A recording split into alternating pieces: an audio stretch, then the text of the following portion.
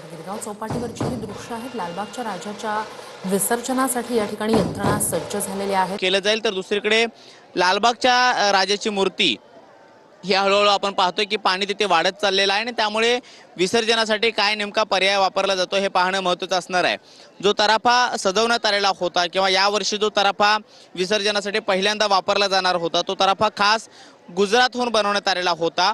आधीचा जो वर्षानुवर्षे वापरला जाणारा जो काही तराफा होता त्या तराफाच्या तुलनेमध्ये एकूण तिप्पट असणारा हा तराफा यंदा अत्याधुनिक पद्धतीचा असल्यामुळे यंदा तो सोयीस्कर ठरेल आणि विसर्जन अगदी सोप्या पद्धतीने होईल असं बोललं जात होतं। मात्र यंदा आपण पाहतो की तराफा जरी मोठा असला तरी मात्र मूर्तीला तराफ्यावरती चढवणं हेच जवळपास कठीण झालं आणि त्यानंतर चिंचपोकळीचा चिंतामणी सुद्धा जो मागून आलेला होता तो सुद्धा आता आपण पाहतो तराफ्यावरती शिफ्ट करण्यात आलेला आहे आणि या तराफ्याच्या मदतीनं कशा पद्धतीनं आता विसर्जन होतं हे पाहणं महत्त्वाचं असणार आहे। दोन महत्त्वाचे आणि मानाचे गणपती सध्या गिरगाव चौपाटीच्या परिसरामध्ये आपल्याला पाहायला मिळतात। एक आहे लालबागचा राजा तर दुसरीकडे आहे चिंचपोकळीचा चिंतामणी आणि चिंतामणीला आता हळूहळू समुद्रामध्ये नेण्याचे प्रयत्न केले जात आहेत। दुसरीकडे तराफा सुद्धा आता जागचा हलताना पाहायला मिळतोय त्यामुळे मूर्तीला कसं समुद्रामध्ये लालबागच्या राजाला नेलं जातं हे पाहणं महत्त्वाचं असणार आहे। काही वेळापूर्वी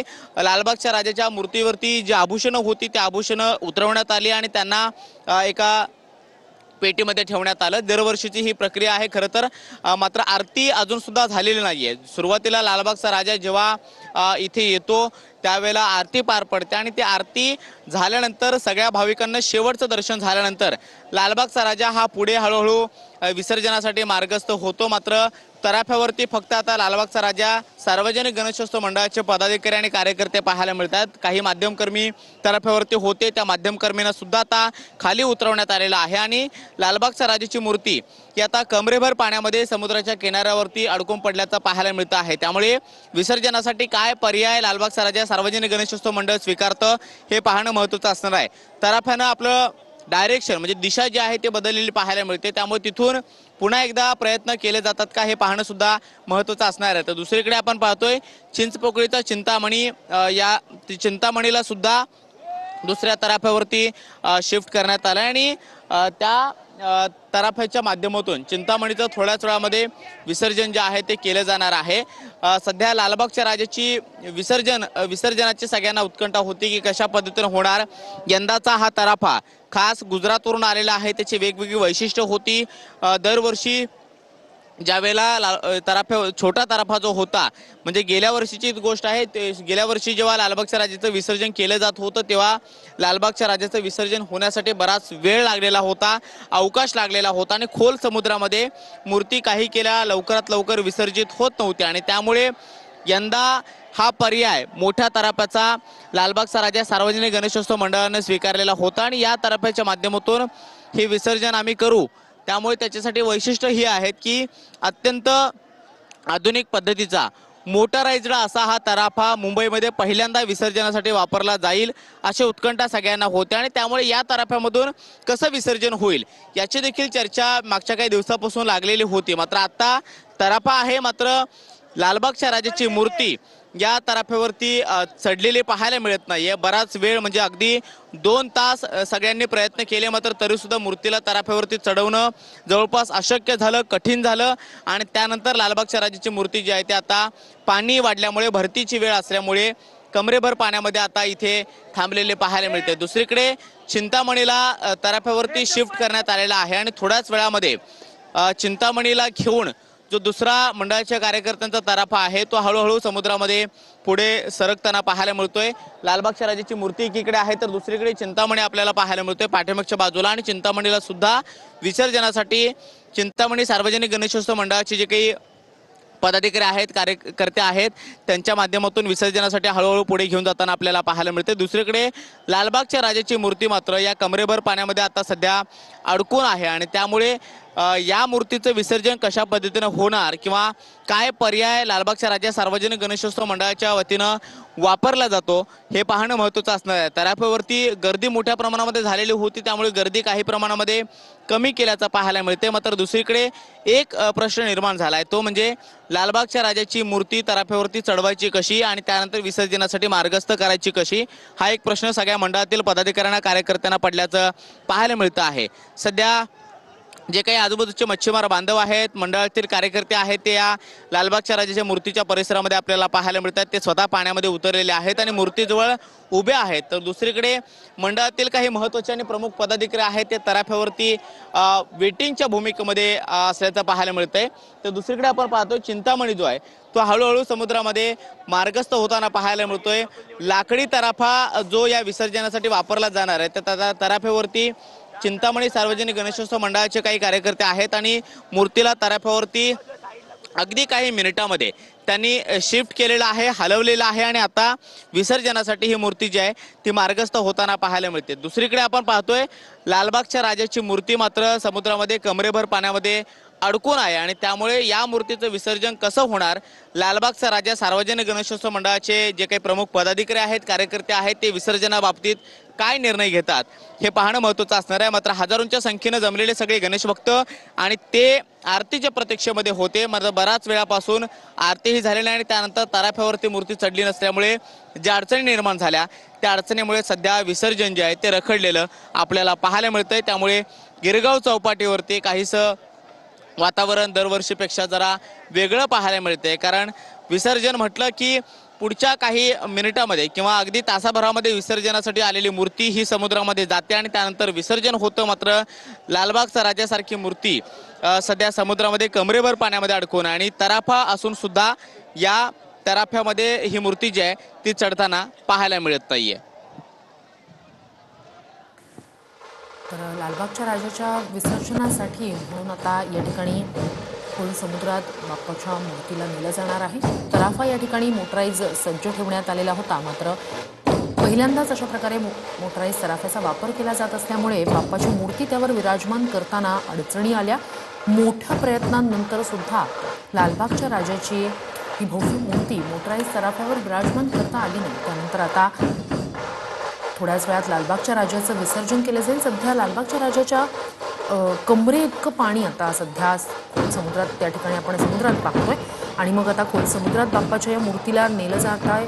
कशा प्रकारे आता पुढे विसर्जनाबाबतचा निर्णय घेतला जाणार आहे, खोल समुद्रात बाप्पाच्या मूर्तीला कसं नेलं जाईल याकडे खरं तर लक्ष तुर्तास त्या ठिकाणी चिंचपोकळीचा चिंतामणी गणपती जो आहे तो विसर्जनासाठी दाखल झालेला होता आणि त्याला मात्र तराफ्यावरून खोल समुद्रात विसर्जनासाठी नेण्यात आलं। तर हे प्रयत्न जे आहेत ते सध्या सुरू आहेत। लालबागच्या राजाच्या विसर्जनाचे कमरेपर्यंत पाणी सध्या आलेले आहे। लालबागच्या राजाच्या मूर्तीवरचे दागिने जे आहेत, आभूषणं जी आहेत ती उतरवण्यात आलेली आहेत। सध्या ही मूर्ती तराफ्यावर चढवण्यासाठी 2 तासांपासून प्रयत्न सुरू होते, मात्र ही मूर्ती विराजमान करण्यात आलेली नाहीये तराफ्यावर। अजूनही आता पुढे काय करणार याकडे लक्ष असणार आहे। चिंचपोकळीच्या चिंतामणीचं मात्र आता विसर्जन झालंय। 2 तासांपासून दाखल झालेला आहे आणि लालबागच्या राजाला संपूर्ण तराफ्यावरती चढवण्याचा प्रयत्न जो आहे तो कोळी बांधवांकडनं आणि लालबागचा राजा सार्वजनिक गणेशोत्सव मंडळाच्या कर्मचाऱ्यांकडनं, कार्यकर्त्यांकडनं या ठिकाणी होताना पाहायला मिळतोय। परंतु पहिल्याच वर्षी हा संपूर्ण स्वयंचलित जो तराफा आहे तो गुजरातमधनं लालबागचा राजा मंडळाकडनं तयार करण्यात आलेला होता, परंतु या संपूर्ण तराफ्यावरती लालबागच्या राजाची मूर्ती जी आहे ती चढत नसल्याचं आपल्याला पाहायला मिळतं। TV9 मराठी आपल्याला या संपूर्ण गिरगाव चौपाटीच्या ग्राउंड रियालिटी ही संपूर्ण दाखवते। सध्या आपण या संपूर्ण गिरगाव चौपाटीच्या समुद्रातल्या या संपूर्ण बोटीवरती आहोत आणि या संपूर्ण ही लाईव्ह दृश्य आपण पाहू शकतो की लालबागचा राजा जो आहे तो गेल्या 1 ते 2 तासांपासून या ठिकाणी गिरगाव चौपाटीवरती या ठिकाणी अडकलेला असल्याचं पाहायला मिळतं। लालबाग राजाची मूर्ती जी आहे ती तराफ्यावरती येताना जी आहे ती काहीशी अडचण निर्माण होताना पाहायला मिळते। त्यामुळे आता मंडळाच्या प्रमुख पदाधिकाऱ्यांकडनं या सगळ्या संदर्भात काय निर्णय घेण्यात येणार आहे हे देखील पाहणं तितकंच महत्त्वाचं ठरणार आहे।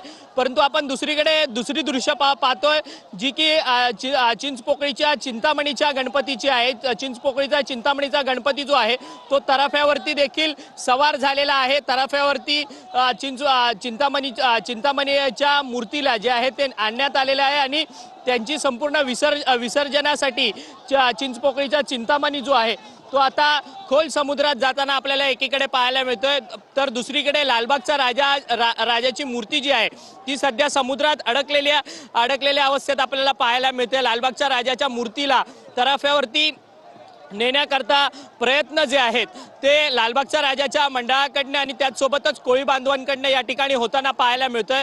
सध्या भरतीला देखील थोड्या वेळात सुरुवात होणार आहे आणि त्यामुळे त्याच्यानंतर संपूर्ण भरती ज्यावेळेस या गिरगाव चौपाटीवरती येईल त्यावेळेस काय निर्णय मंडळाच्या पदाधिकाऱ्यांकडनं घेण्यात येईल हे देखील पाहणं तितकंच महत्त्वाचं ठरणार आहे। परंतु गेल्या 1 ते 2 तासांपासून लालबागच्या राजाची मूर्ती जी आहे ती गिरगाव चौपाटीवरतीच आहे आणि गिरगाव चौपाटीवरती या संपूर्ण मूर्तीला तराफ्यावरती नेण्याच्या संदर्भात संपूर्ण प्रयत्न जे आहेत ते या ठिकाणी होताना आपल्याला पाहायला मिळतात। आणि दुसरीकडे ही संपूर्ण गिरगाव चौपाटी जी आपण दृश्य पाहू शकतो की जिथे नजर जाईल तिथे गणेश भक्तांची गर्दी जी आहे ती या ठिकाणी मोठ्या प्रमाणात आलेली असल्याचं आपल्याला पाहायला मिळते।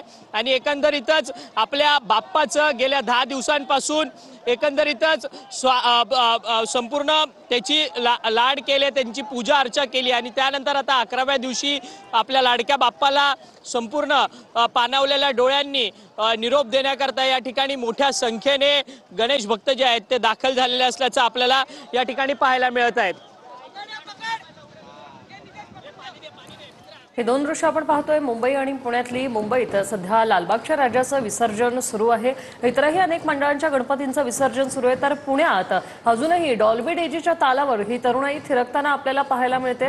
गणेश विसर्जन मिरवणूक अजूनही पुण्यात सुरू आहे, एकीकडे ढोलताशा पथक सुरू आहे तर दुसरीकडे डीजे डॉल्बी सुरू आहे। अगदी पारंपरिक आणि सध्याची ही जी जनरेशन आहे ती एकत्र येऊन सध्या या मिरवणुकीत सहभागी झालेली आहे।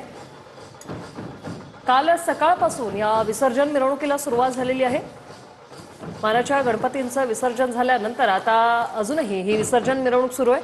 ढोल ताशाचा गजर एकीकडे आपण पाहतोय तर दुसरीकडे डीजे डॉल्बीच्या तालावर ही तरुणाई अगदी थिरकताना आपल्याला पाहायला मिळतं। आपल्या लाडक्या बाप्पाला निरोप देताना हे पुणेकर चांगलेच जोशात आलेले आहेत।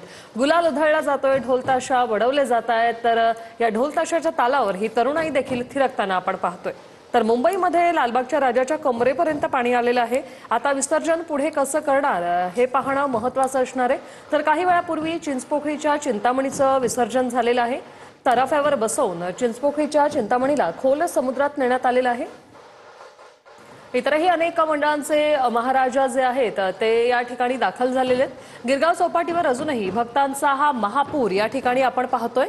तर गिरगाव चौपाटीवरची ही दृश्य आपण पाहतोय तर दुसरीकडे पुण्यातली ही दृश्य। पुण्यात तरुणाई चा जोश अजूनही कायम आहे।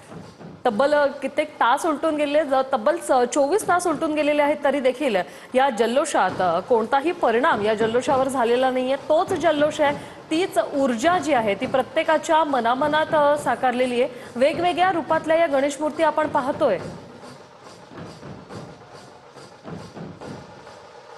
शिवशंकराचा आशीर्वाद असणारी ही गणेश मूर्ती आपण या ठिकाणी पाहतोय। पुण्यात यावेळी देखावे जे आहेत ते देखील एक आकर्षणाचा विषय ठरलेला आहे। तर मुंबईतली देखील दृश्य आपण पाहतोय। लालबागच्या राजाचं आता थोड्याच वेळात विसर्जन होणार आहे।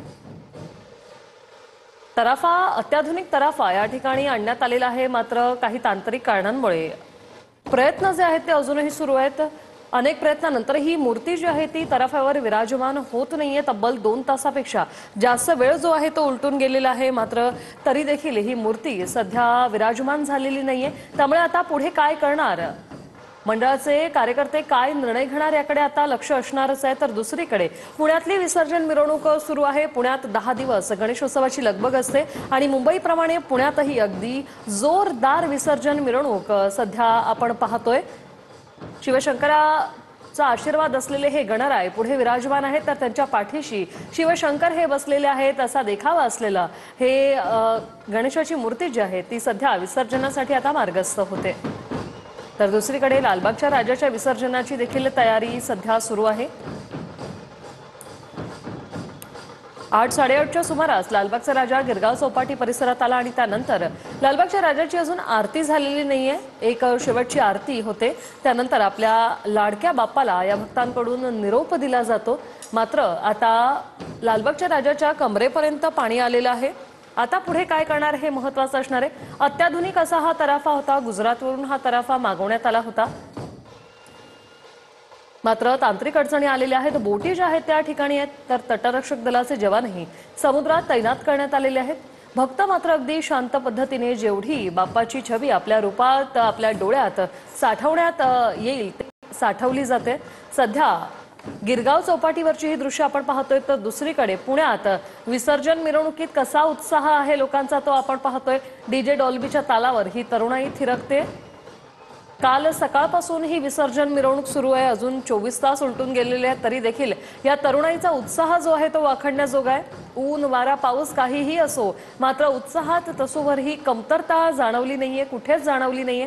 आपल्या लाडक्या बाप्पाला निरोप देण्यासाठी आता पुणेकर देखील कशा प्रकारे थिरकतायत त्याची ही दृश्य आपण पाहतोय.